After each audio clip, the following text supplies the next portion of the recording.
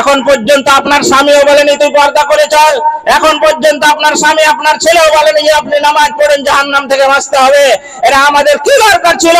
আপনার বাড়িতে এসে আমি বলছি যেহেতু আপনাকে আমি ভালোবাসি, আমার কোনো স্বার্থ নেই আপনাকে ভালোবাসি যেন আপনি জাহান্নামে না যান, তাহলে আপন লোক কে হলো বলুন? আপনার স্বামী এখন পর্যন্ত আপনাকে নিষেধ করেনি এই গরু পোলান নিবি না, এখন পর্যন্ত আপনার স্বামী বলেনি এই মাছওয়ালার কাছে মাছ কিনবি না, এখন পর্যন্ত আপনার স্বামী বলেনি যে সবজিওয়ালার কাছে সবজি কিনবি না। কিন্তু আমি আপনাকে চিনি না, আপনার সঙ্গে কোনো রক্তের সম্পর্ক নেই, আমার বাড়ি ফারাক্কা, তারপরে গজদর পাড়ার মা বোনদেরকে আমি ভালোবাসি, আমি চাই যে তারা জান্নাতে চলুক, জাহান্নামে যেন না যায়। তাহলে বলুন আপনকে? মাটির দেহ মাটি হবে, কিসের কর বাসনা,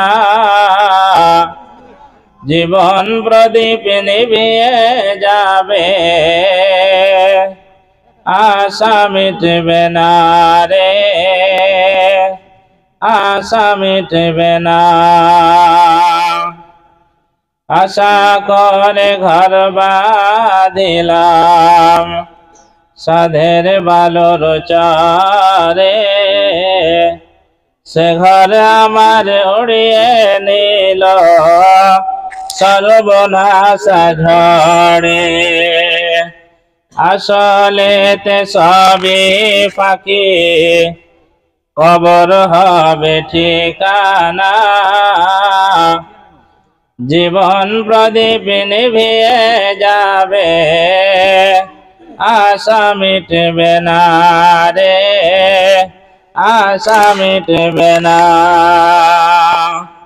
কত মানুষ এসেছিল এই দুনিয়া পারে, একে একে চলিয়া গেল সব কিছু ছেড়ে, তোমাকে যেতে হবে, বাঁচার উপায় হবে না, জীবন প্রদীপ নিভিয়ে যাবে, আশা মিটবে না রে, আশা মিটবে না। শ্রদ্ধা সম্মানিত এই গ্রামের যুবক ভাইরা, পর্দার আড়ালের মা ও বোনেরা, যাবতীয় প্রশংসা গুণগান সেই মহান আল্লাহ পাকের জন্যই, যে আল্লাহ পাক আমাদেরকে দুনিয়াতে মানুষ করে সৃষ্টি করেছেন। পৃথিবীতে আল্লাহর সৃষ্টি অনেক সৃষ্টি আছে, কুকুর শিয়াল গরু ছাগল, কত ধরনের সৃষ্টি আমরা দেখতে পাই। তো মানুষকে যে সম্মানের সাথে আল্লাহ সৃষ্টি করেছেন, মানুষকে যে ইজ্জত দিয়েছেন, কোন সৃষ্টিকে ইজ্জত সম্মান দেওয়া হয়নি। আল্লাহ আমাকে কুকুর শিয়াল গরু ছাগল করেও সৃষ্টি করতে পারতেন, কিন্তু আল্লাহ আমাকে ভালোবেসে সৃষ্টির সেরা আশরাফুল মাখলুকাত করে সৃষ্টি করেছেন। তাই আমরা যারা এখানে এসেছি, যাদের কানে আওয়াজটা যাচ্ছে, একবার শুকরিয়া আদায় করি আল্লাহর দরবারে, সকলে পড়ি আলহামদুলিল্লাহ। তেনার প্রশংসার পর বিশ্বের নবী মামিনার লাল মরুর দুলাল জনাবে মুহাম্মদুর রাসূলুল্লাহ সাল্লাল্লাহু আলাইহি ওয়াসাল্লাম, তিনার উপরে শত সহস্র দরুদ ও সালাম অবতীর্ণ হোক, সকলে বলুন আল্লাহুম্মা আমিন। আল্লাহুম্মা সাল্লি আলাইহি, আল্লাহুম্মা বারিক আলাইহি। আমি আপনাদের সামনে পবিত্র আল কোরআনের একটা আয়াতের প্রথম অংশ পড়েছি, একটা ছোট্ট মতন হাদিস তেলাওয়াত করেছি। ওই কোরআন এবং হাদিসকে সামনে রেখে কিছু কথা বলে আমি আমার বক্তব্য বিষয়টি করব ইনশাআল্লাহ। মা তৌফিকি ইল্লা বিল্লাহ। মা বোনদের জন্য এই ওয়াজ নসিহতের ব্যবস্থা একটা যুবক মিলে উদ্যোগ নিয়েছে যে আমরা পাড়ায় পাড়ায় গিয়ে মা বোনদেরকে কোরআন হাদিস শোনাবো, যাতে করে তাদের চরিত্রের পরিবর্তন হয়।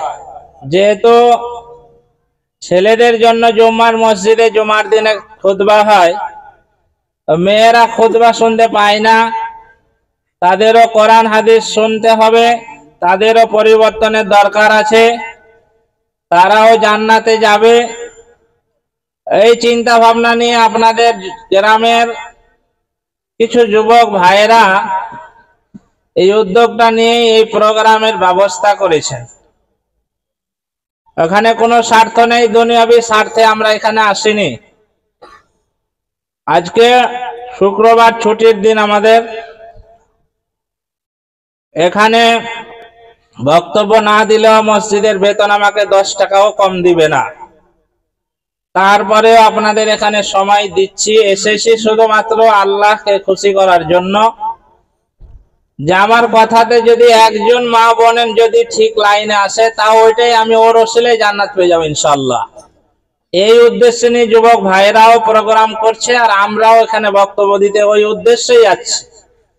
দুনিয়ার কোনো স্বার্থে এখানে কথা বলতে আসেনি, শুধুমাত্র মা বোনদেরকে উদ্দেশ্য করে এই প্রোগ্রাম। অতএব মা বোন যারা এসেছেন, প্রথমে আপনার হাত এবং পাও ধরে আমি বলবো যে অন্তত আপনি কথা মুখে বলবেন না, চুপচাপ বসে থাকেন, কথা কি বলছি আপনি শুনেন। আমরা বেশ কিছুদিন থেকে প্রোগ্রাম করছি, এ পাড়া ও পাড়া। কিছু মা বোন আছে যতই বলা হয় ও শুনবে না, যেমন পুরুষদের ভিতরে আছে, ওকে হাজার বললেও শুনবে না, সেরকম মা বোনদের ভিতরেও আছে যে ওকে যা বলবে তা উল্টাটা করবে। জসিম ভাই এখনই বললে যে নামাজ পড়তে বললে ওরা পড়বে না, উল্টাটাই ওরা করবে। এটা ওদের স্বাভাবিক, ওরা টেঁড়া হাড্ডি থেকে তৈরি। আদম আলাইহিস সালামের বাম দিককার হাড় থেকে সেই মহিলাদেরকে তৈরি করা হয়েছে।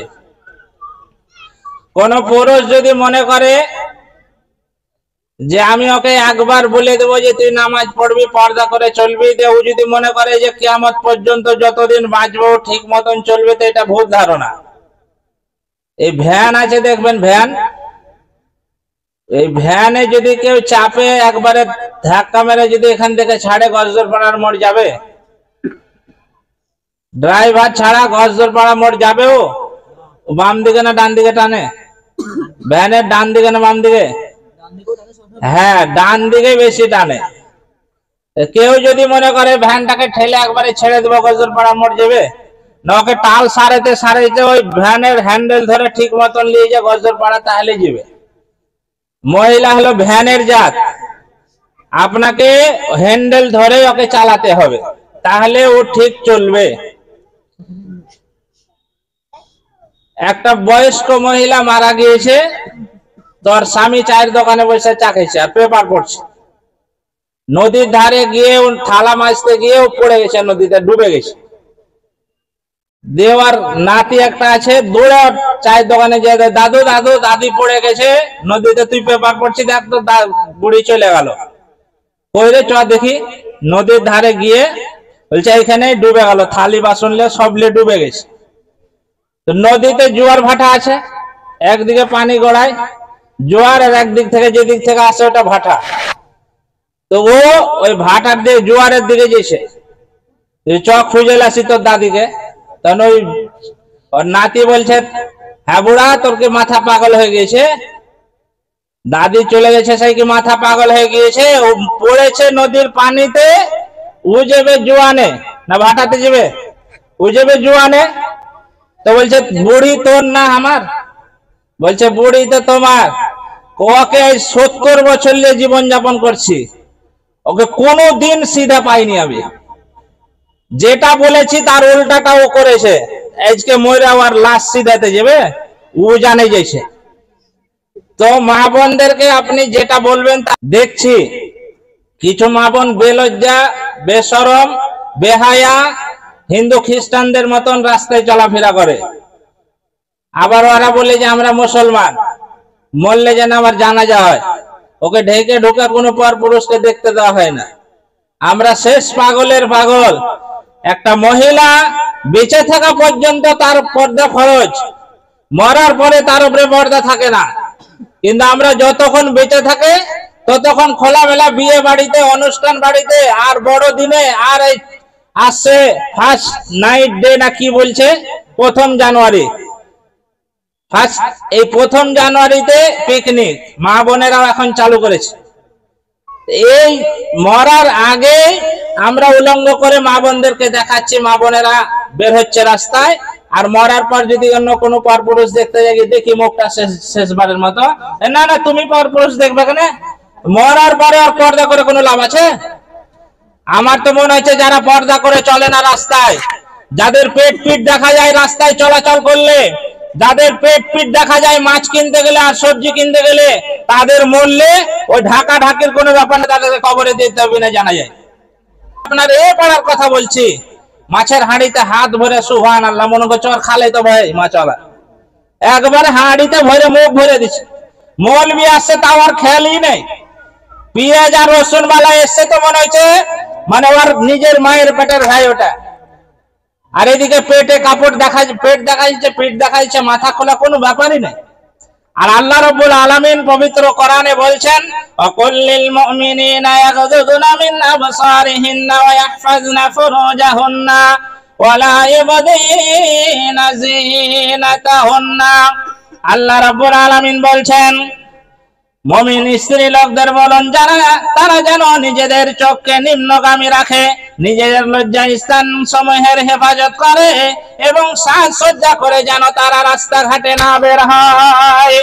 আল্লাহ রাব্বুল আলামিন পবিত্র কোরআনে বললেন, যখন মহিলারা রাস্তায় বের হবে তখন তাদেরকে বলে দাও তাদের চোখটা যেন নিচের দিকে করে চলাফেরা করে। আগেকার মা বোনদেরকে আমরা দেখেছি, বয়স্ক মা বোনদেরকে এখনো দেখা যায়, যখন তারা রাস্তায় চলাফেরা করে তখন তারা নিচের দিকে মুখ করে চলাফেরা করে। এখনকার মহিলারা রাস্তায় বের হলে তাদের চোখটা উপর দিকে থাকে, কে কোথায় বসে আছে। আল্লাহ রাব্বুল আলামিন বলছেন যে তাদেরকে বলে দাও তারা যখন বের হবে তারা যেন রাস্তার নিচের দিকে মুখ করে চলাফেরা করে। দ্বিতীয় নম্বরে আল্লাহ রাব্বুল আলামিন বলছেন তাদের শরীরকে ঢেকে তারা যেন রাস্তায় বের হয়, লজ্জা স্থানের হেফাজত করে। কিন্তু আজ দুঃখের বিষয়, আজ অনেক মা বোন রাস্তায় বের হয় তাদের মাথায় তারা চুল খোলা রাখে, যে দেখো সাজবাজ দেখে। বিশেষ করে বিয়ে বাড়িতে যায় তখন তারা যে সাজগোজ করে সুবহানাল্লাহ, শুধু 18 রকমের চোখে তাদের আইলানা মাস্কারা লাগে, আর ঠোঁটে ঠোঁট পালিশ তাদের, 8 কপালে টিপ, মাথায় তাদের শ্যাম্পু, 8টা করে তারা ক্লিপ মাথায় মারে। আর মা আর বাপ দেখে আর আনন্দ পায় যে আমার মেয়ে বড় হয়েছে। কিছু মা বোন আছে, কিছু মা এবং বাপ আছে, ওই মেয়ে জন্ম দেওয়ার পরে এমন মা আছে যে যাও তুমি সাজগোজ করে রাস্তায় বের হও, তোমার জোড়া তুমি খুঁজে নাও। অ্যান্ড্রয়েড 15,000 টাকার মোবাইল দেওয়ার মানে কি বলুন? অনেক মা বোন আছে নিজের মেয়েকে 15,000 টাকার মোবাইল কিনে দেয়, এক ঘরে তাকে ঘুমাতে দেয়। তার মানে কি আমাকে বুঝান? তার মানে তুই তোর জোড়া খুঁজে লেতে পারলে যে আমি খরচ বেঁচে গেলাম, এরকম নেই? এইদিকে নেই। ও মোবাইলের কি দরকার আমাকে বলেন? আমাকে যুক্তিতে বুঝান যে একটা মহিলা ওর 18 বছর বয়স, যুবকেরা যে 18,000, 15,000, 20,000 টাকার মোবাইল নিয়ে ঘুমায়, ও বাপ মনে করছে আমার বেটা ঘুমাইছে। বাপজি ও ঘুমারন মরদ লয়, ও পোস্ট অফিস খুলেছে দেখেন গা, এখানে লিখছে এখন তো কথা বলতে হয় না, মেসেজ লেখা ঠেলে দিলে, জান্না কাপড় সব লাগা গেল কোন দিক দিয়ে সব করে চলে আলাদা। এরকম ব্যাপার, অমুক ছেলেকে বিয়ে করতে চাইছে, এখনো দোয়া দরুজ পড়ে দেন। আপনি তো আগেই তাকে লাইন দিয়ে দিয়েছেন, এখন দোয়া দরুজে কাজ হবে কেন? আপনি মোবাইলে তাকে ঘুমাইতে দিলেন কেন? তার কাছে মোবাইল থাকবে, আর কিসের মোবাইলের প্রয়োজন? হাজারো এরকম মা বাপ আছে যে চলে যা, বাড়ি থেকে বেরিয়ে চলে যা, 3 লাখ টাকা 5 লাখ টাকা বেঁচে গেল। একটা মেয়ের বিয়ে দিতে যে খরচ নাই, তাহলে বেঁচে গেল, চলে যা। এই জন্য আজকে মোবাইল দিয়ে মেয়েরা তার মেয়েকে আলাদা ঘরে ঘুমিয়ে দিই, যে কর লাইন ঘাট জয়টা পারবি কর, যে একটাকে বিয়ে করলি হলো। এই জন্য আজকে আমাদের সমাজ আস্তে আস্তে আমাদের সমাজটা একবারে নিচে চলে যাচ্ছে। মা, নিজের মা, যে বাড়ির যেটা গার্জেন মা, সেটা যদি ঠিক না হয় সমাজ ঠিক করা অসম্ভব। আমরা এখানে এসে আমি যেটা চিন্তা ভাবনা করেছি মসজিদে জুমার খুতবাতে যতই আমি কোরআন হাদিস যতই করা বক্তব্য দিই, আজকাল আমি যা পরিস্থিতি বুঝতে পারছি, আজকাল ভাইদের এবং আমার বাপজিদের হাতে কোনো ক্ষমতা নেই, সব ক্ষমতা মহিলাদের হাতে। থাকতে হয় বাড়িতে, তাই থাকছি। এমনও পুরুষ গজর পাড়ায় আছে, মৌলী সাহেব আমার দুটো ছেলে না হইলে ওকে কখন আসসালামু আলাইকুম দিয়ে তালাক দিয়ে দিতাম, খালি ছেলে পিলের মুখ দেখে তালাক দিতে পারি না। তাহলে মা বোন আপনার চরিত্র কি? শয়তানের চাইতেও চরিত্র আপনার খারাপ। মা স্বামীকে স্বামী মনে করেন, এরকম মহিলা গজর পাড়ায় নেই? নাম বলবো? এখন নাম বলবো? এখনই এখানে বসে আছে পিছন দিকে, নাম বললে তো বলবেন যে মৌলী সাহেব নাম বলে দিলে। তাহলে আপনি যে স্বামীকে স্বামী মনে করছেন না, ওকে আপনি রাখাল মনে করছেন, আর আপনি মনে করছেন যে জান্নাত যাবো, আপনি মইরা দেখেন আপনাকে আকাশমণির ডাল দিয়ে ঠাটাইবে ওখানে কবরস্থানে, ফেরেশতারা বসে আছে। আপনার যেটা কাজ সেটা আপনি না করে আপনার যেটা কাজ নয় সেটা আজকে করছেন। আপনাকে হাজারো দিন বলা হচ্ছে যে গ্রুপ লোন কোন বেটা ছেলেকে দেয় জি, কারণ নামে গ্রুপ লোন আছে, আমার সামনে যদি বলেন তো হাত তুলে একজন। আপনি যদি ব্যাঘাতটা করেন গ্রুপ লোন বালাকে যে ভাই তুই দে, আমার 50 লাখ টাকার ব্যবসা চলছে, দিবে? জীবনে দিবে না। খালি মহিলারাকে গ্রুপ লোন দিবে কেনে? ও খালি তো আপনার বউ দেখার দান দেওয়া। বাড়িতে এসে গ্রুপ লোন নিতে এসে, আমার বাড়ির ওখানে আছে, এখন তো বললে তো পাড়ার লোক আমার পিছনে লেগে যাবে। আমার পাড়াতে দেখতে পাচ্ছি গ্রুপের টাকা নিতে এসে দাঁড়িয়ে আছে, ওর বাড়িতে পুরুষ নেই, ও দাঁড়িয়ে টাকা লেনদেন করছে, গল্প করছে, কোনো ব্যাপার নেই। অন্য জায়গায় দেখেছি বাড়িতে পুরুষ নেই, বিদেশ কাজে গেছে, ওর বাড়িতে গ্রুপ লোন একটা হয়েছে, এই ম্যানেজার এসে বসে 1.5 ঘন্টা পর টাকা তুলছে আর গল্প করছে। মহিলাকে গ্রুপ লোন দেওয়ার কারণ হলো মুসলমানদের মহিলাদেরকে রাস্তায় যেন বের করা যায়। বিভিন্ন সময় তাদেরকে ডাক করা হয় অফিসে।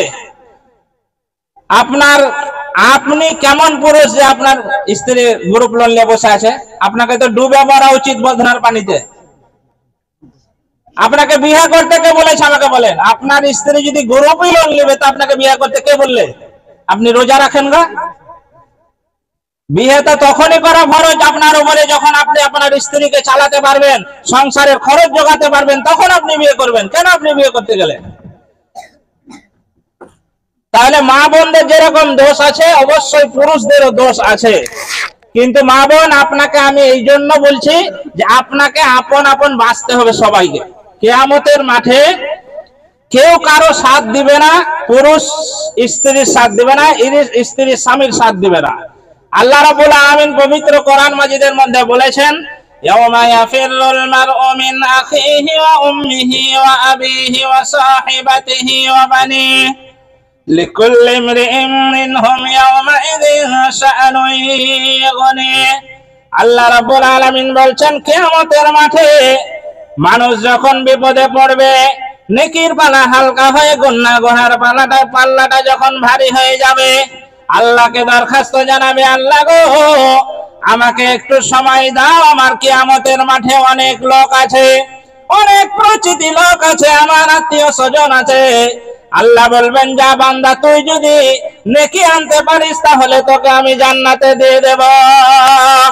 আল্লাহ ভালো করে জানেন যে কোন মানুষ এখন কেউ কাউকে সাহায্য করবে না।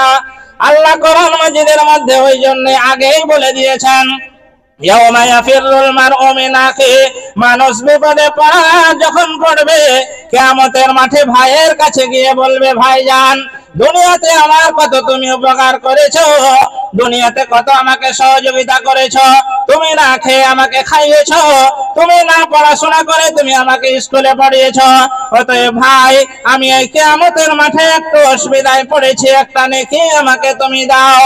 আল্লাহর কোরআন বলছে, সেদিন ভাই বলবে, দুনিয়াতে আমার কোনো ভাই ছিল না, দুনিয়াতে আমার কোনো ভাই ছিল না, আমি নিজে ত্রাহি ত্রাহি করতেছি, আমার কি হবে, আমার কি হবে, অতএব তুমি এখান থেকে চলে যাও। বাবার কাছে গিয়ে বলবে, বাপ পরিচয় দিবে না, বলবে আমার কোনো সন্তান ছিল না। মায়ের কাছে গিয়ে বলবে, মা আমার জন্য তুমি দুনিয়াতে 10 মাস 10 দিন কত কষ্ট করেছিলে, 2 বছর দুগ্ধ পান করিয়েছো, আমাকে কত জামা কাপড় কিনে দিয়েছিলে, তুমি কত কষ্ট করে শীতের দিনে তুমি আমার জামা কাপড় চেঞ্জ করে দিয়েছো। মা গো, আজকে আমি কষ্টে পড়েছি, আজকে বিপদে পড়েছি, মা তুমি একটু সহযোগিতা করো। আল্লাহর কোরআন বলছে যে কিয়ামতের মাঠে নিজের মা পরিচয় দেবে না।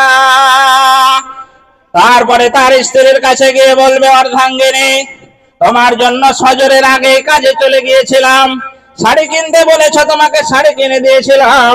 তোমার মেকআপ কিনতে বলেছিলে, তুমি তোমার মেকআপ আমি তোমাকে কিনে দিয়েছিলাম। ভালো মন্দ খাওয়িয়েছিলাম। আজকে আমি বিপদে পড়েছি, তুমি একটু আমাকে সহযোগিতা করো। আল্লাহর কোরআন বলছে কিয়ামতের মাঠে নিজের স্ত্রী পরিচয় দেবে না, বলবে আমার দুনিয়াতে কোনো স্বামী ছিল না, এখান থেকে তুমি চলে যাও।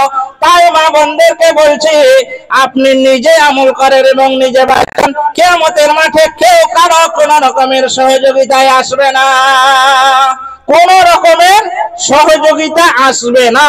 যতদিন আপনি বেঁচে আছেন ততদিন আপনার স্বামী আপনার কাজ দিবে, আপনার ছেলে আপনার কাজ দিবে, আপনার মেয়ে আপনার কাজ দিবে। মরে যাওয়ার পর যতটা আমল করবেন ততটাই আপনার ওই আমলই কাজ দিবে। অতএব সর্বপ্রথমে আপনাকে নামাজ পড়তে হবে, জসিম ভাই বলে গেলেন। দ্বিতীয় নম্বরে আপনাকে পর্দা করতে হবে, নামাজ যেমন ফরজ পর্দাও সেরকম ফরজ। মহিলারা এখন বলছে ছেলেরা পর্দা করে না, তা আমরা কেন করব? সমান সমান অধিকার তারা চাইছে। এখন পর্দা করলে বেটা ছেলে দেখবে আমার দিকে, ঢেকে যদি আমি যাব বিয়ে বাড়িতে, তাহলে আমার দিকে কেউ দেখবে? ও দেখে বললে খালি মাথা খোলা করে যায়, জি ঠোঁটে ঠোঁট পালিশ লাগিয়ে দেখ সরকারি মাল সব দেখো। ওর দাদি সাজিয়ে ডাক্তারের বাড়ি নিয়ে যায়, এই চত 18 বছরের নাতিকে। ওই দাদি পর্দা করে বরখা পড়ে যায়, আর ওকে খালি মাথায় নিয়ে যাচ্ছে। ওর দাদির কোনো পর্দা করার কাজ আছে বলেন তো? ওর দিকে কেউ তাকাবে? কোন যুবক তাকাবে ওর দাদির দিকে? কার দিকে তাকাবে? ওর 18 বছরের যুবতী নাতনিটার দিকে তাকাবে না? তো ঢাকার দরকার ছিল তো ওকে। গাছ বড়িয়ে গেছে, ওই গাছটা ওই আমের গাছ মনে হয় নাকি? ওই আমের গাছে বেড়া দেওয়া আছে।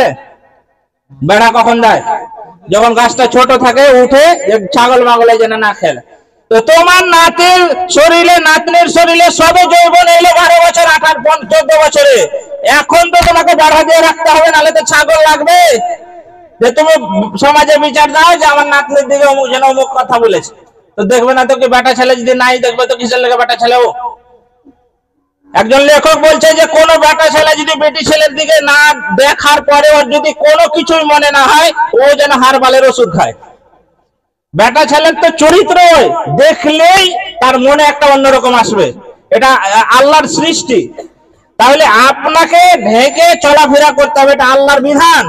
আপনার স্ত্রী, আপনার মেয়ে রাস্তায় যখন বের হবে তখন তার পুরো শরীরটা ঢেকে যদি বের হয়, তাহলে কেউ আপনার স্ত্রীর দিকে, আপনার মেয়ের দিকে কেউ তাকাবে না।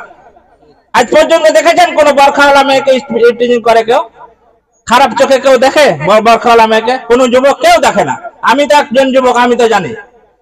যারা খোলামেলা আজকে বহরমপুর গেছে, যেদিকে তাকাচ্ছে খালি বিটি ছেলে। হ্যাঁ, আচ্ছা, খালি কি বহরমপুরে খালি বিটি ছেলে আছে না আর বেটা ছেলে আছে? যেমনে তাকাচ্ছে শুধু বিটি ছেলে। এবার আপনি বলেন বলে সে আপনিও দেখেন, আমি কি চোখ পটি দিয়ে যাবো বহরমপুর বাজার করতে? তোমার মা, তোমার স্ত্রী, তোমার বোন যে রাস্তা বের করেছে বহরম বলছে, ওকে ঢেকে পাঠাতে হবে না? যত দোষ শুধু মৌলবীদের, বলতে গেলে দোষ, না বলতে বলে মৌলবী সাহেব কিছুই জানে না, আবার বললে বলছে মৌলবী সাহেব খুব বেশি বলে দেয়। যাবো কোন দিকে? তাহলে গঙ্গা কালার মতন বসে থাকবো, তাহলে বেতন দিবে না? আমাদের সব দিকেই দোষ, আপনার নিজের দোষটা দেখেন না। আপনার মেয়ে রাস্তায় বের হচ্ছে কেন? আপনি মা, কিসের মা? আপনি মেয়ে জন্ম দিয়েছেন তাই মা হয়ে গেছেন? কুকুরের হাতে যে দেখেন 8টা জন্ম দিয়েছে, ওখানে 8টা দেখো, গন গন ভাই গন, 6টা জন্ম দিয়েছে। তো ও তো আপনার থেকে বড় মাবু, আপনি তো 2টা জন্ম দিয়ে সামলাতে পারেন না।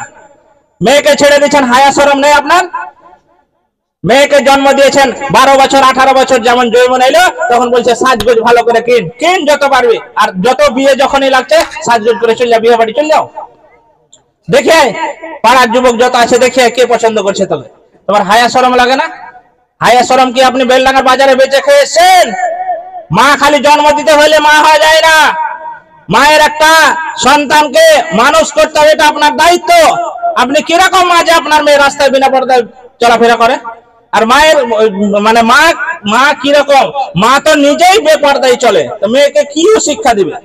মাছওয়ালার কাছে মাছ কিনা নাই পাড়ার লোক, সবজিওয়ালার কাছে সবজি কিনা না, স্যান্ডেলওয়ালা এসছে তো মনে হচ্ছে একবার ঘিরে ধরেছে, বহিন বুবু আয়, এ বুবু তুই বাড়ি থেকে আয়, এই যে স্যান্ডেলওয়ালা এসছে, সুবহানাল্লাহ দিয়ে মনে হচ্ছে একবারে ওই স্যান্ডেলওয়ালাকে আর ওই গাড়ির কাছে ভিড়তে দেয় না, ওরাই মনে হচ্ছে ওই মালিক হয়ে গেল। তাহলে বলেন যে আপনি নিজে পর্দা করছেন না, নিজে তো জাহান্নামে যাচ্ছেন, আপনার মেয়েটাকে আপনি করাচ্ছেন না, আপনার মেয়েকে নিয়ে জাহান্নামে যাচ্ছেন। তাহলে আপনার প্রথমত আপনাকে পর্দা করা উচিত ছিল। আপনি মহিলা মানুষ, মাছওয়ালার কাছে মাছ কিনবেন মানে কেন? আপনাকে ওই কাজের জন্য পাঠানো হয়েছে? এই পাড়ার মহিলারা ছাগল চড়ার জায়গা নেই মনে হয় নাকি? আগে ওই পাড়ার হয়েছে, এদিকে আছে, দেখেন মহিলারা ছাগল বেলে চড়াবে। যদি বলতে যাচ্ছে বলছে নবীর সুন্নাত, ওর বাটাম ফাটাই রে, নবীর সুন্নাত, নবীর সুন্নাত পালন করতে যাচ্ছে ছাগল চড়িয়ে। সুবহানাল্লাহ। ছাগল আপনি কেন চড়াবেন মা বোন? আপনার কাজ তো বাড়ির ভিতরে। আপনার জন্য জান্নাত আল্লাহ রাব্বুল আলামিন সহজ করে দিয়েছেন। মা বোন ভালো করে শুনেন হাদিসটা, 4টা কাজ আপনারা বাড়িতে বসে করেন, আপনাদের জন্য জান্নাতের 8খানা দরজা আল্লাহ খুলে দেবেন কিয়ামতের মাঠে। আপনি 5 ওয়াক্তের নামাজ পড়ুন আজকে থেকে। দ্বিতীয় নম্বরে আপনি রমজান মাসে রোজা করবেন। এই কাজটা অনেক মা বোন করে, অনেক মানে প্রায় করে, রোজার মাসে রোজাটা তারা করে। আর 3 নম্বরে আপনি স্বামীর সেবা করবেন। স্বামী যেটা আপনাকে বলবেন, হুকুম করবে, সেটাই আপনি করবেন। কিন্তু দুঃখের বিষয় আজকে 99% মা বোনেরা স্বামীর কথা শুনে না, বলছে এক করছে এক। যদি বলছে যে দাও নামাজ পড়ে এনো, ভাতটা খুলে দাও, বলছে তুমি খুলে খেলাও, এখন সেই পাখি সিরিয়াল চলছে, সিরিয়ালের ব্যস্ত, টিভি কিনে দিয়ে দিয়েছে। আমি আজকে থেকে বলে দিছি, দাদার বাড়িতে টিভি আছে, ওই পুরুষ মরার পরে জান্নাত ওর জন্য হারাম। কেন আপনি বলবেন? আপনি যতই আমল করে যান, মরার পরে ওই টিভিটা কি বন্ধ থাকবে? মরার পর টিভি চলবে না? ওই টিভি যতদিন চলবে আপনার কবরে গ্যালাক্সি লোড হয়ে যাবে নাকি? যেমন একটা মানুষ মরার পরে মানুষ ওর নামে যদি দান করা হয় তাহলে ওর কবরে নাকি যায়, তেমনি একটা মানুষ যে টিভি কিনা বাড়িতে রেখে গেলেন, ওই যত গান বাজনা ডান্স তারপরে যত সিরিয়াল ওই টিভিতে যতজন দেখবে, ওটার একটা অংশ আপনার কবরে যাবে। তাহলে আপনি কি করে জান্নাত যাবেন আমাকে বোঝান। আজকে টিভি কিনে বাড়িতে, বড় টিভি কিনে রেখেছে, হায়া শরম আপনার থাকলে আপনি এগুলো বন্ধ করুন। মা বোন যারা গার্জেন, যারা বাপ আছেন, তাদেরকে বলছে আপনি আপনার পরিবারকে কন্ট্রোল করুন। আলেমেরা যতই গলা ফাটাক কোনো কাজ হবে না যদি গার্জেনেরা সঠিক না হয়। আজকে যদি মায়েরা যদি ঠিক হয়ে যায় সমাজের, তাহলে গোটা সমাজ পরিবর্তন করতে আমাদেরকে সময় লাগবে না। কারণ আজকে মা বোনদের হাতে সব পরিবারগুলো চলে গিয়েছে, তারা কন্ট্রোল করছে পরিবার। স্বামীর সেবা তো দূরের কথা, স্বামীকে গ্রাহ্য, স্বামীকে কোন রকমের প্রাধান্য দিতে চাইছে না। স্বামী মানে ওটা আমার মানে চাকর মনে করছে, এরকম অনেক পরিবার আছে। মা বোন আপনাকে বলবো, আপনি শুধুমাত্র আল্লাহকে খুশি করার জন্য আপনি অবশ্যই স্বামীর সেবা করবেন। যে আমি জান্নাত, স্বামী যদি আপনার উপরে খুশি না থাকে তাহলে আপনি জান্নাত যেতে পারবেন না, কিয়ামতের মাঠে আপনি ধরা খাবেন, আপনার জন্য জান্নাত হারাম হয়ে যাবে। তাহলে আমরা সবাই চাই যে জান্নাতে যেন যায়, আমরাও চাইছি যে মা বোনেরাও যেন জান্নাতে যায়। তাহলে আপনাকে স্বামীর সেবা করে আপনাকে দুনিয়াতে জীবন যাপন করতে হবে, স্বামী যেন আপনার উপরে খুশি থাকে। আমি আপনাকে কেন এইভাবে কথা বলছি যে আপনার মেয়ে রাস্তায় যখন বের হয় আপনি পর্দা করে বের করেন, মাথা ঢেকে হিজাব পরে ওকে বলেন যে হিজাব পরে তুমি রাস্তায় বের হও। কেন এই কথাটা আল্লাহ রাসূল বলেছেন এবং আল্লাহ বলেছেন সাজসজ্জা করতে বের হতে নিষেধ করেছে।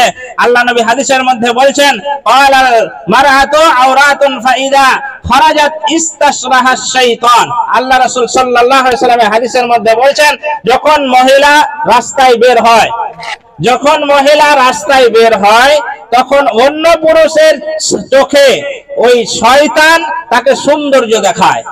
এটা বাস্তব, তার প্রমাণ। তার বাস্তব প্রমাণ হলো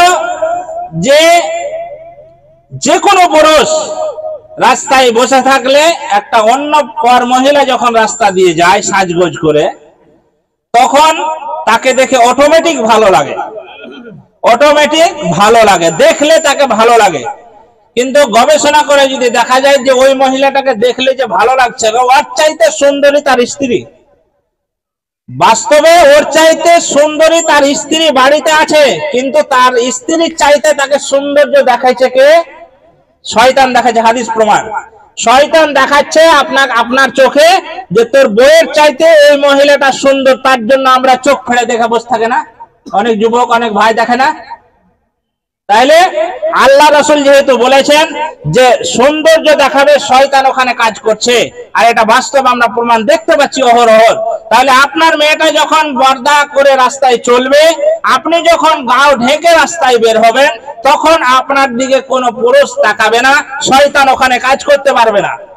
তার জন্য মা বোন, আপনি যদি জান্নাতে যেতে চান তাহলে আপনাকে অবশ্যই পর্দা করতে হবে। আজকে থেকে আপনি নিয়ত করেন। মা বোন যারা এসেছেন, আপনার হাতে ধরে আমি পায়ে ধরে বলছি, অনেক কথা আপনাকে বললাম, কিন্তু আমি আপনাকে অনুরোধ করছি যে আপনি জাহান্নামে যেয়েন না। জাহান্নাম খুব কঠিন জায়গা। জাহান্নামের আযাব সহ্য করার মতন ক্ষমতা আমাদের নেই। আজকে আমরা শুনি ওয়াজ নসিহত, এক কান দিয়ে আর এক কান দিয়ে আমরা বের করে দিই যে মৌলভী সাহেবরা এসছে, ওদের তো বলাই কাজ। কিন্তু আমরা দুঃখের সঙ্গে বলছি, আমাদের খুব আফসোস হয় কিছু মানুষকে দেখে এবং কিছু মহিলাদেরকে দেখে, যে এরা যে মরার পর এরা কি হিসাব দেবে, এদের জাহান্নামের ঠিকানা হয়ে গেছে। এদেরকে একটু ভয় নাই না সেই জাহান্নামের কথা শুনে, যে জাহান্নামের আযাব আমাদের শরীরে ধারণ ক্ষমতা সেরকম নেই যে আমরা সেই জাহান্নামের আযাব আমরা সহ্য করতে পারবো। আল্লাহ রাব্বুল আলামিনের নবী বলেছেন যে জাহান্নামের আগুন, যে দুনিয়াতে যে আগুন আপনারা ব্যবহার করেন রান্না বান্নার কাজের জন্য, জাহান্নামের আগুনকে 70 ভাগে ভাগ করার পরে একটা ভাগ এই দুনিয়ার কাজে দেওয়া হয়েছে। তাহলে বলুন মা বোন, আপনি যে রান্না করেন, ওই রান্নার সময় আপনি হাতটা যখন আপনার পুড়ে যায়, আগুনে যখন ছ্যাঁকা লেগে যায়, তখন কত জ্বালা যন্ত্রণা হয়। তাহলে দুনিয়ার আগুনে যদি এত কষ্ট হয়, তাহলে এরকম আগুন 69 ভাগ তেজ বেশি এরকম আগুন, জাহান্নামের আগুনের রং কালো করা আছে। ওই জাহান্নামে আপনি কি করে সেদিন থাকবেন বলুন? আজকে সময় আছে, আপনি চিন্তা করুন এবং ভাবুন যে মৌলভী সাহেবরা আমাদের দরজাতে এসে বলেছে কিয়ামতের মাঠে যে মহিলারা বক্তব্য শোনার পরেও এখন পরিবর্তন হবে না, কিয়ামতের মাঠে যখন তাদেরকে জাহান্নামের অর্ডার হয়ে যাবে, যাও জাহান্নামে তাদেরকে নিয়ে যাও, তারা দুনিয়াতে আমার কথা মতন শুনেনি, কোরআন হাদিস মানেনি, জাহান্নামে নিয়ে যাও। জাহান্নামের দরজায় যখন নিয়ে যাওয়া হবে, তখন তাদেরকে মালিক ফেরেশতা বলবে যে তোমাদেরকে কি এই জাহান্নামের কথা কেউ শোনায়নি? তখন তারা বলবে ক্বালু বালা, আমাদেরকে জাহান্নামের কথা শুনিয়েছিল, আমাদের মৌলভী সাহেব বাড়িতে এসে আমাদেরকে বলেছিল, কিন্তু হায় আফসোস আমরা তাদের কথা শুনিনি।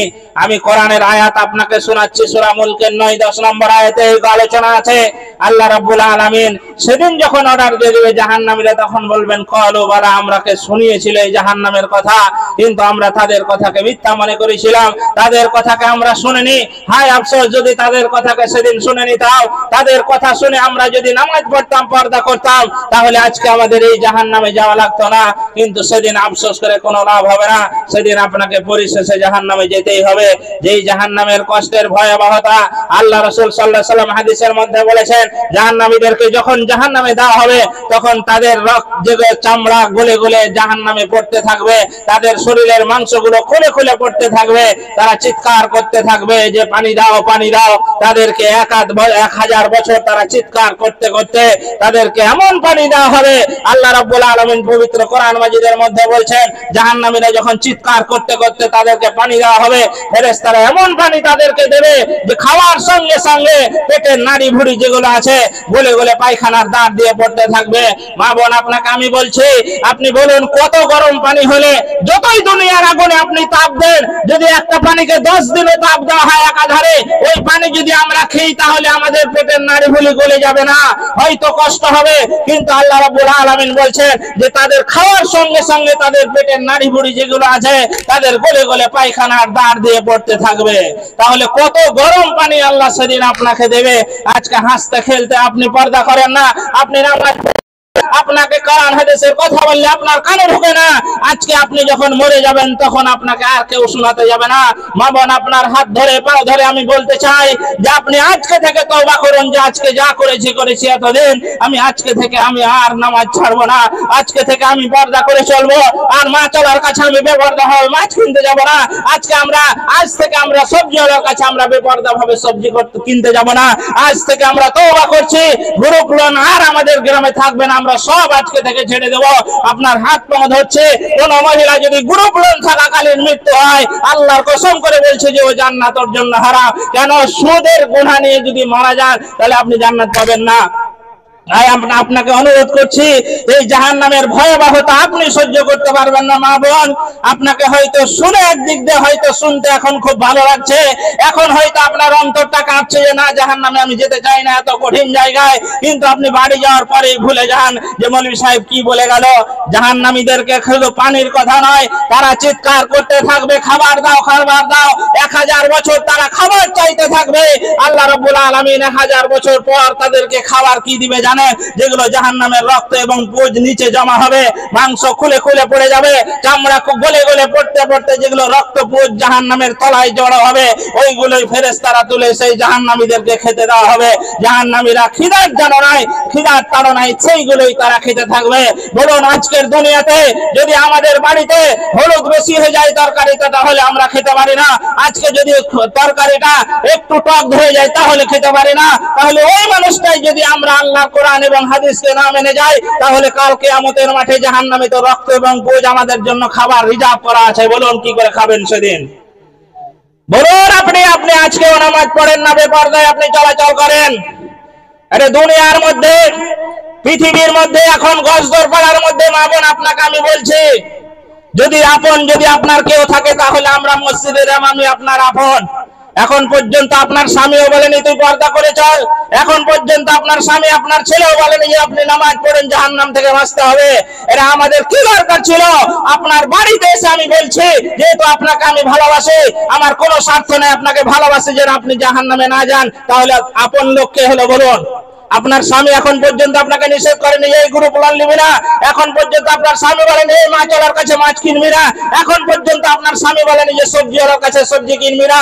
কিন্তু আমি আপনাকে চিনি না, আপনার সঙ্গে কোনো রক্তের সম্পর্ক নেই, আমার বাড়ি ফারাক্কা, তারপরে গজদর পাড়ার মা বোনদেরকে আমি ভালোবাসি, আমি চাই যে তারা জান্নাতে চলুক, জাহান্নামে যেন না যায়। তাহলে বলুন আপনকে? বলুন মা বোন, আপনি মিলাবেন বাড়ি যে আজকে আমার কথা, যে আপন কে হলো? তাহলে আপনার স্বামী আপন? আপনার ছেলে কোনোদিন বলেছে জাহান্নাম জান্নাতের কথা? আপনার স্বামী ছেলেরা ও তো জানে নাই, মুতে তো পানি নাই নেবো, আপনাকে কি বলবে? তাহলে আপনি হয়তো মনে করছেন যে মৌলভী সাহেব এত কড়া কড়া করে ভাষণ দিচ্ছে। আরে আপনাকে যে আমি ভালোবাসি, দেখবেন মাস্টার যে ছেলেটাকে ভালোবাসে তাকে বেশি মারে, যে ছেলেটাকে ভালোবাসে তাকে বেশি মারে মাস্টাররা, দেখবেন লক্ষ্য করে। এখন তো মারপিট উঠে গেছে, আগেকার আমাদের কথা বলছি, আমাদের সময় তো মার সেরকম মার পড়তো। মাদ্রাসায় পড়েছি যে কোরআনের তলে যে দিয়ে রেহেল দিয়ে পড়াশোনা করে, ওই রেহেল শিক্ষক আমাদের চালিয়ে মাথা ফাটিয়ে দিয়েছে। আমার চোখের সামনে একজন আমার পাশে বসে ছিল, রক্ত পড়ছে মাথা দিয়ে, কিছু বলার নেই, কোনো অভিযোগ করার নেই। কাউকে অভিযোগ করে কোনো লাভ হবে না, তখনকার সিস্টেম ছিল। এখন মারলে তো গার্জেন সঙ্গে সঙ্গে চলে আসে। তাহলে এই মার খেয়েও আজ সেই শিক্ষক আবার ওই লোকটাকেই, ওই যাকে মেরেছে সেই শিক্ষক ওকেই বেশি ভালোবাসে, আমরা দেখেছি। তাহলে আপনাকে হয়তো দুটা কথা আমি আজকে বলছি কড়া ভাষায়, আপনি হয়তো মনে করছেন যে এত কড়া ভাষায় মৌলভী সাহেব বলছে। আরে আপনাকে আমি ভালোবাসি, তার জন্যই বলছি মা বোন, আমি চাই না গজদর পাড়ার কোনো মা বোন জাহান্নামে যাক, এটা আমি চাই না, তার জন্যই হয়তো আপনাকে কথাগুলো বলছি। আজকে থেকে আপনি তওবা করুন যে না, সত্যিকারে মৌলভী সাহেব বললে পর্দা ছাড়া আমাদের শরীর অন্য পর পুরুষ কেন দেখতে পাবে? আজকে মা বোনদের চরিত্র এমন হয়ে গিয়েছে, পুরুষটা যখন বাড়ি আসে তখন তার মুখটা বাংলার 5 হয়ে যায়। পুরুষ সারাদিন কাজ করে আসে, বাড়িতে একটু শান্তি পাবো বলে বাড়ি যেমনই ঢুকলে তো বইয়ের মুখ বাংলার 5। এমনও পুরুষ আসে আত্মহত্যার রাস্তা বেছে নেয়, কতজন আত্মহত্যা করছে বইয়ের কারণে। আজকে পুরুষের ভিতরে হার্টের অসুখ কিসের জন্য বেশি? বইয়ের কারণে। এমন চাপা দুঃখ নিয়ে অনেক পুরুষ ঘোরাফেরা করে। বউয়ের কথা কাকে বলবো, বাইরে বলতে গেলে তো নিজের মান সম্মান যায় যে তুই কিরকম পুরুষ দে, বউকে তুই পারিস না।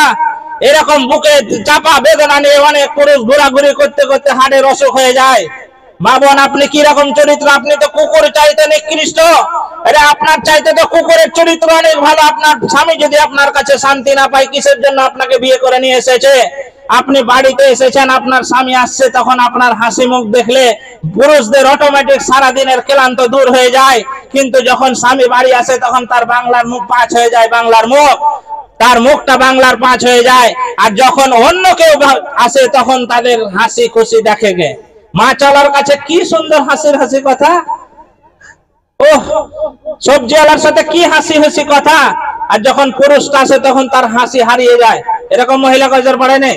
সব তো আল্লাহর ওলি পিছন দিকে বসে আছে, সব আল্লাহর ওলি। তাহলে আপনার পুরুষকে আপনাকে খুশি রাখতে হবে। কিয়ামতের মাঠে আপনাকে এ ব্যাপারে প্রশ্ন করা হবে।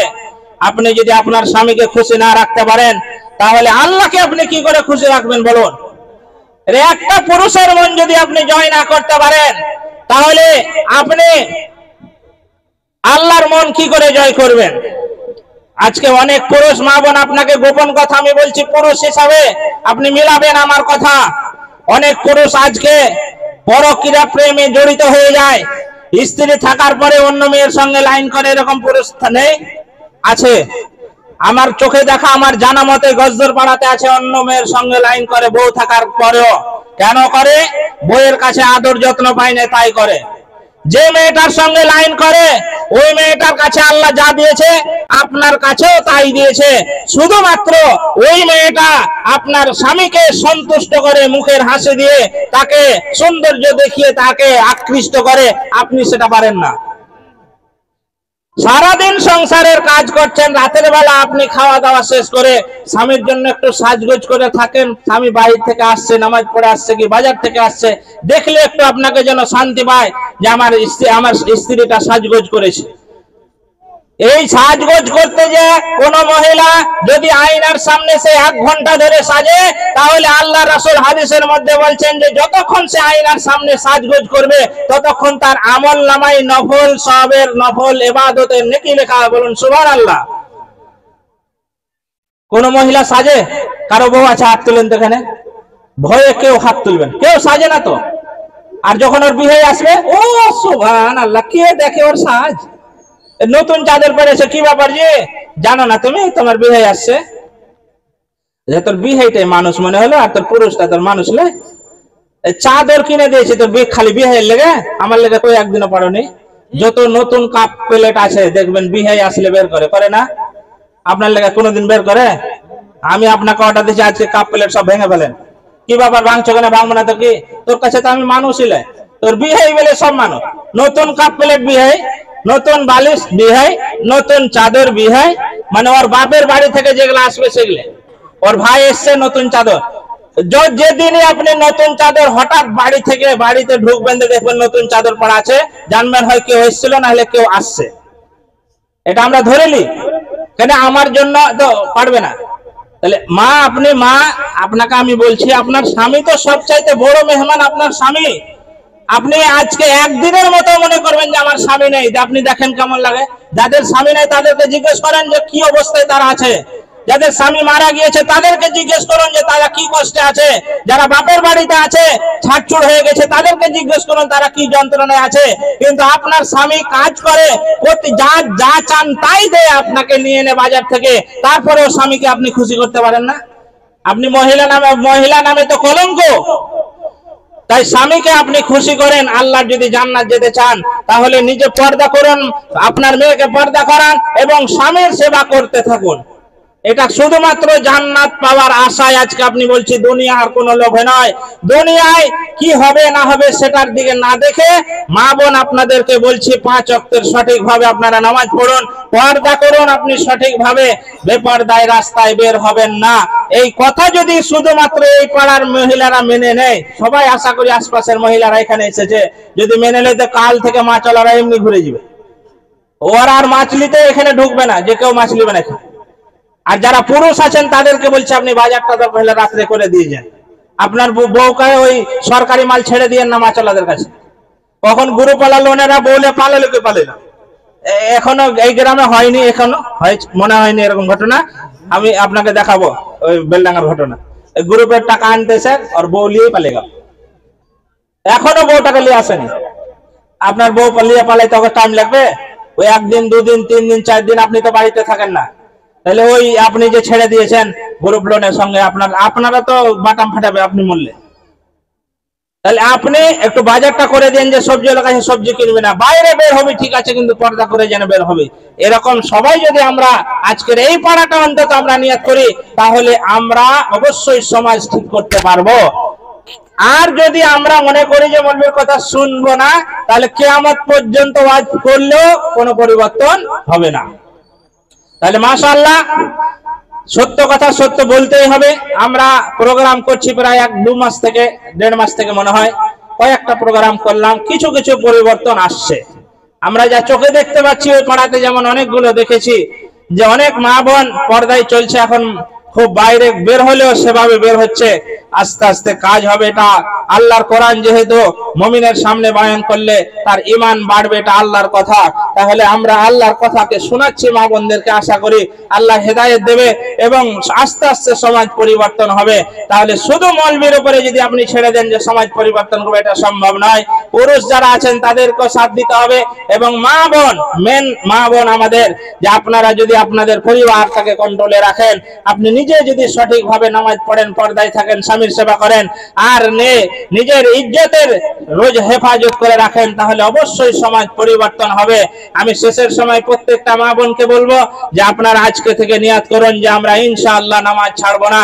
আজকে থেকে আমরা পর্দা করব, রাস্তায় চলাচল করলেও আমরা মাথা ঢেকে, গাও পেট আমরা ঢেকেই রাস্তায় বের হব। যদি আপনি বের হতে পারেন এবং স্বামীর সেবা করতে পারেন, আল্লাহর কোরআনের, আল্লাহর নবীর হাদিস বলছে যে সেই মহিলাটার জন্য মরার পরে তার 8খানা জান্নাতের দরজা তার জন্য ওপেন করে দেওয়া হবে। যে কোনো দরজা দিয়ে আপনি জান্নাতে যেতে পারবেন। আপনার জন্য জান্নাত যাওয়াটা সহজ কাজ। 4টা কাজ আপনাকে বাড়িতে বসেই করতে হবে, বাইরে যাওয়ার আপনার কোনো প্রয়োজন নেই। যে মা বোনেরা এই 4টা কাজ করতে পারবে, অবশ্যই তাদের জন্য জান্নাত অপরিহার্য হয়ে যাবে, জাহান্নাম তাদের জন্য হারাম হয়ে যাবে। আর যারা আজকের বক্তব্য শোনার পরেও যারা আজকে থেকে শুনবে না, নামাজ পড়বে না, পর্দা করবে না, আর কিছু করার নেই, তারা জাহান্নামে যাবে। আমাদের দায়িত্ব শেষ বলা পর্যন্ত আমাদের দায়িত্ব। মানবেন কি না মানবেন সেটা আপনাদের ব্যাপার। মা বোন শেষবারের অনুরোধ করছে যে আপনারা এখনো সময় আছে, আপনারা লাইনে আসুন এবং পর্দা করুন, নামাজ পড়ুন, তাহলে আপনাদের জীবন সুখময় হবে। আল্লাহর কাছে শেষের সময় দোয়া করি, আল্লাহ যেন আমাদেরকে প্রত্যেকটা মা বোনকে পর্দা করার এবং নামাজ পড়ার তৌফিক দান করেন। সকলে বলুন আল্লাহুম্মা আমিন। أما بعد فأعوذ بالله من الشيطان الرجيم. بسم الله الرحمن الرحيم. وقل للمؤمنات يغضضن من أبصارهن ويحفظن فروجهن ولا يبدين زينتهن. وقال النبي صلى الله عليه وسلم عن ابن مسعود رضي الله تعالى عنه عن النبي صلى الله عليه وسلم قال المرأة عورات فإذا خرجت استشرها الشيطان.